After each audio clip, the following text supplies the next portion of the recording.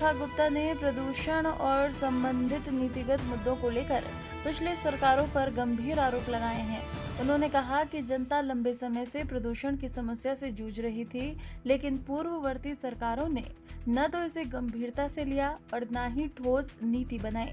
मुख्यमंत्री ने कहा कि ये एक तकलीफ जनता की थी जिसे पिछली सरकारों ने कभी समझा ही नहीं। जब ये विषय CAQM और कोर्ट के आदेश के तहत सामने आया तो हमने दिल्ली की जनता की पीड़ा उनके समक्ष रखी। उन्होंने आगे कहा कि जनता के साथ अन्याय नहीं होना चाहिए और ये कदम जनहित में उठाया गया है, जिसे वो एक सकारात्मक पहल मानती हैं। तो उसको कैसे देखते? पॉलिसी में दो देखिए, ये एक तकलीफ थी जनता की जो पिछली सरकारों ने कभी समझी नहीं थी। लगातार उसको इग्नोर करते हुए ना तो उन्होंने कभी पॉल्यूशन पे काम किया और ना ही पॉलिसी पे काम किया। जब ये विषय CAQM ने तय किया और जिसमें माननीय न्यायालय का भी आदेश इसमें शामिल था, तो हमने दिल्ली की जनता का तकलीफ उनके सामने रखी थी कि इस तरीके से दिल्ली की जनता के साथ अन्याय नहीं होना चाहिए।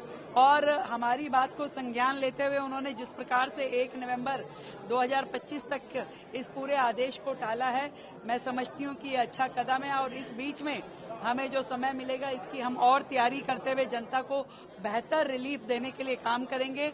और सरकार लगातार जनता के हित में, जनता के लिए और जनता के साथ खड़ी है। ये संदेश आज सरकार का गया है, पिछली सरकारों की तरह नहीं कि उन्होंने समस्या को उलझाया और समाधान भी नहीं दिया। और माननीय न्यायालय मजबूर होकर के जिस तरीके के आदेश दिल्ली को मिलते रहे और दिल्ली की जनता की कितनी ही गाड़ियां स्क्रैप में गई, पकड़ी गई और चीजें हुई, ये सब पिछली सरकारों का उलझाया हुआ था।